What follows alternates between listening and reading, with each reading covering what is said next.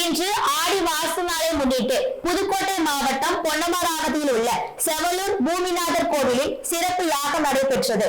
இதில் தமிழகத்தில் உள்ள பல்வேறு மாவட்டங்களில் இருந்து ஏராளமான பொதுமக்கள் தங்களது புதுமனை வீடு கட்ட பூஜை செய்த செங்கல் கற்களை நீண்ட வரிசையில் நின்று வாங்கி சென்றனர்.